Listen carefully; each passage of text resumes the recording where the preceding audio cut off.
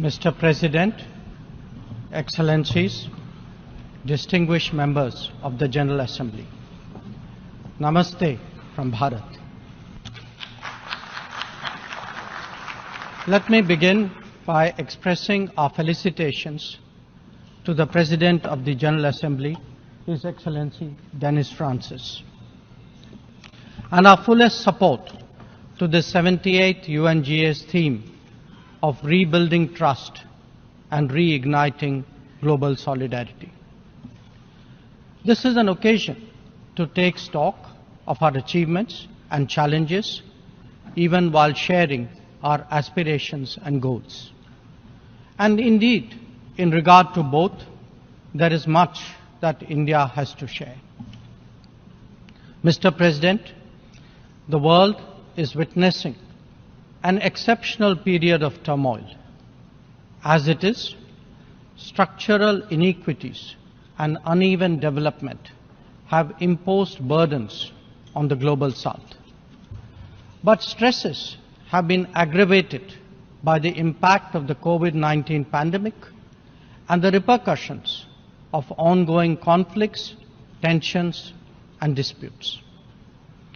As a result, socio-economic gains of recent years have been rolled back, resources for sustainable development are severely challenged, and many countries really struggle to make ends meet.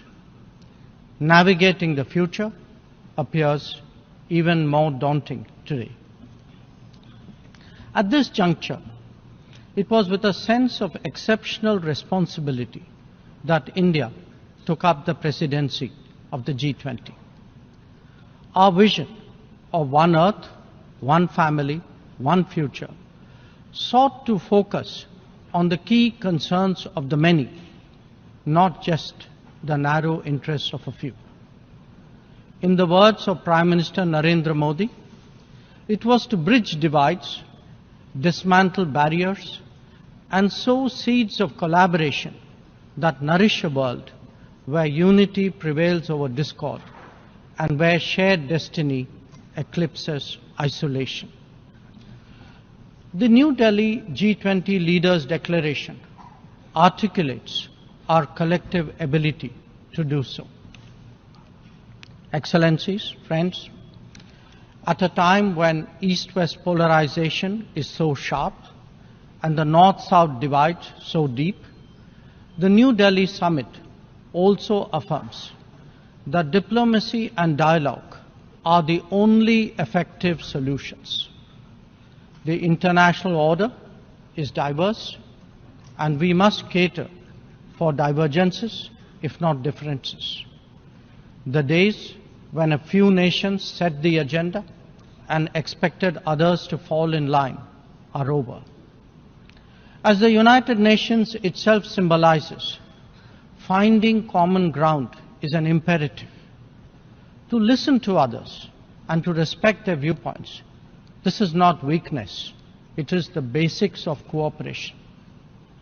Only then can collective efforts on global issues be successful. Recognizing that growth and development must focus on the most vulnerable, we began the G20 presidency by convening the Voice of the Global South Summit.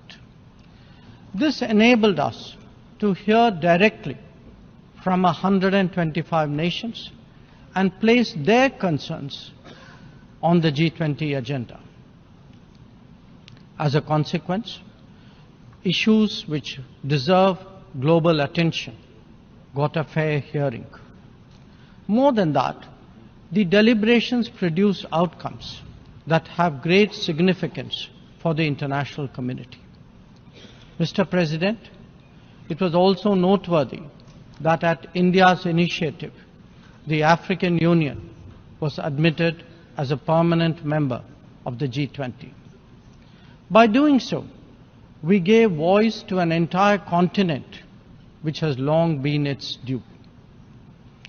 This significant step in reform should inspire the United Nations, a much older organization, to also make the Security Council contemporary.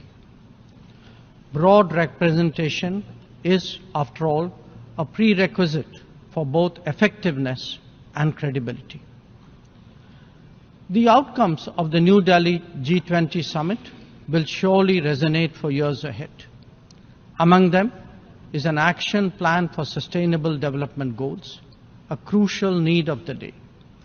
Equally important are the high principles of lifestyle for environment, and the Green Development Pact as they shape our approach to our planet's future. The transformative role of digital public infrastructure has also finally been recognized as the salience of women-led development in building an inclusive and progressive society. The reform of international financial institutions has been given due weight, as has the resolution of debt vulnerabilities. Friends, the New Delhi G20 outcomes are expressed both as larger policies and as specific initiatives. They could be about building cities for tomorrow, or fighting corruption, eliminating hunger, or delivering quality education, ending plastic pollution, or preserving the ocean-based economy, or for that matter, enhancing food security, or even mapping global skills. Some address long-standing issues like gender divide and climate action. Others focus on new concerns such as responsible harnessing of artificial intelligence. All in all, we have placed for the world's consideration a set of actionable propositions, constructive solutions, and new directions. Even as we encourage collective endeavors, India also seeks to promote cooperation with diverse partners. From the era of non-alignment, we have now evolved to that of Vishwamitra, a friend to the world. This is reflected in our ability and willingness to engage with a broad range of nations, and where necessary, harmonize interests. It is visible in the rapid growth of the Quad, a mechanism today so relevant to the Indo-Pacific. It is equally apparent in the expansion of the BRICS grouping of independent-minded nations, or in fact, the emergence of the I2U2 combination. Recently, we hosted the creation of the India-Middle East-Europe Economic Corridor, IMEC. The forging of the Global Biofuels Alliance was another notable development. This willingness to work in an open-minded manner on specific domains is now a defining characteristic of the emerging multipolar order.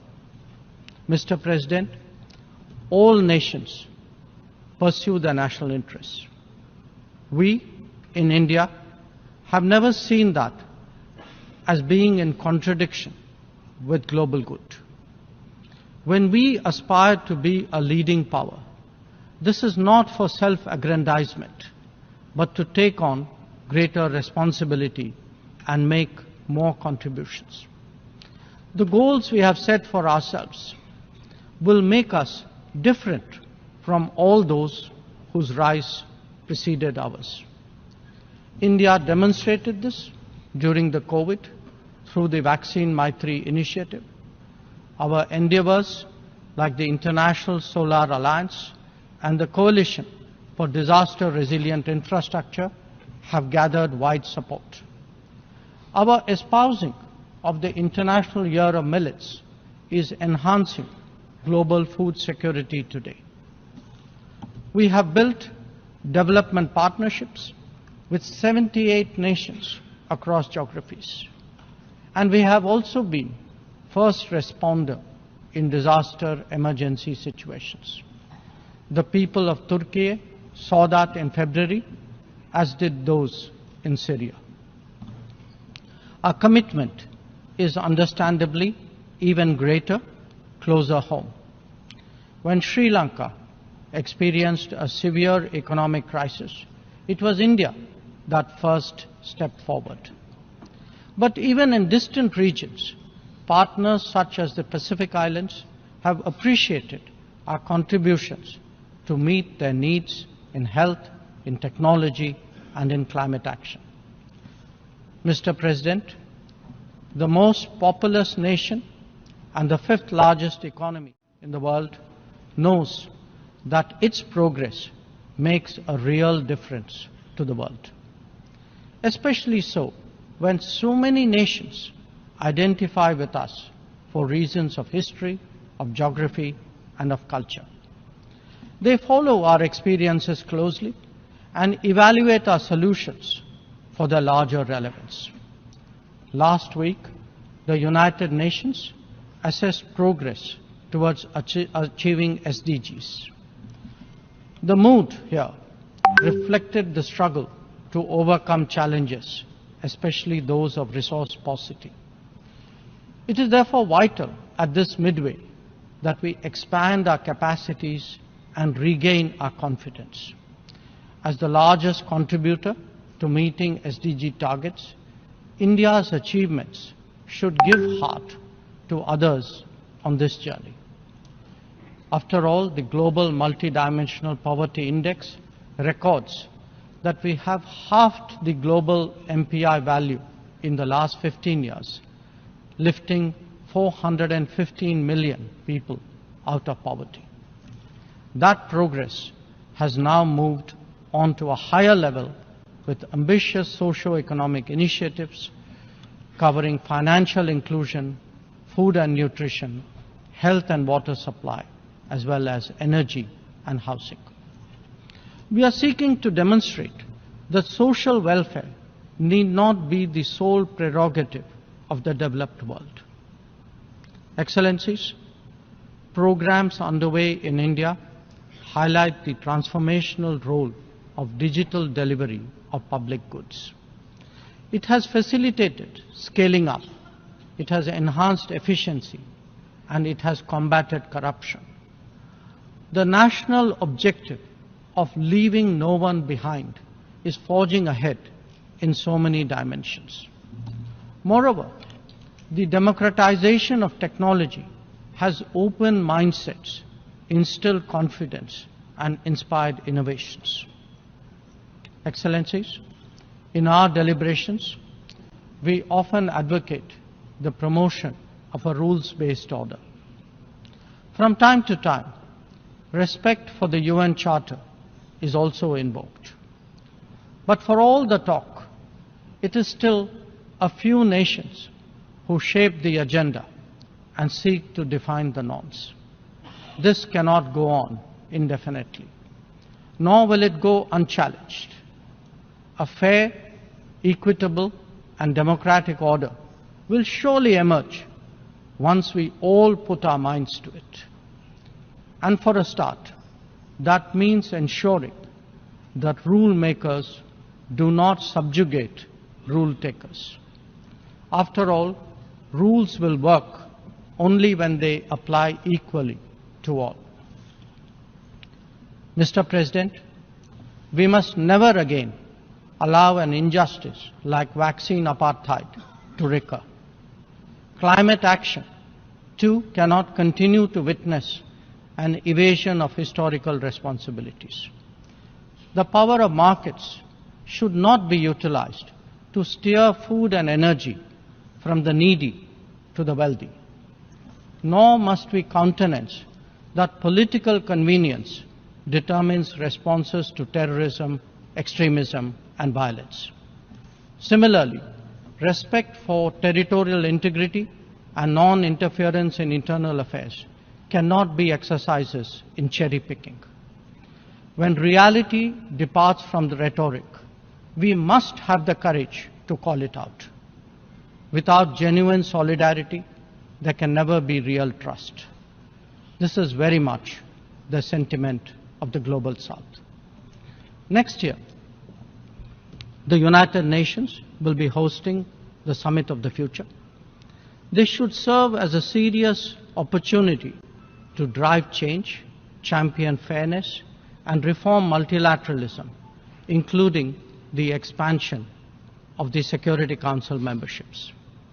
We must address global challenges imbued with the conviction that we are one Earth and one family with one future.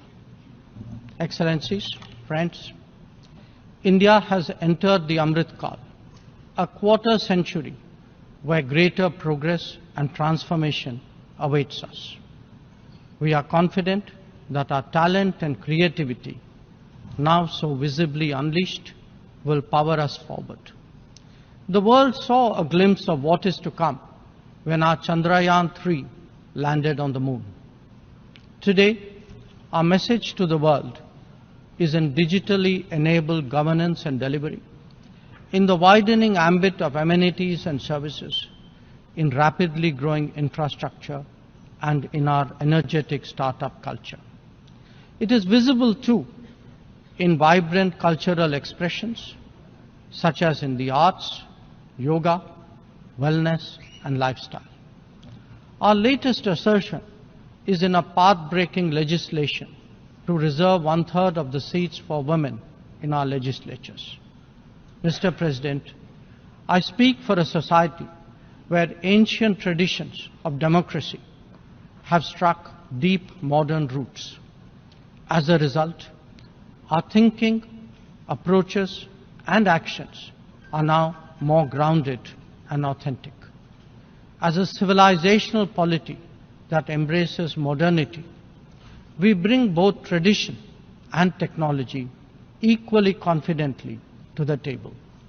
It is this fusion that today defines India, that is Bharat. I thank you, Mr. President.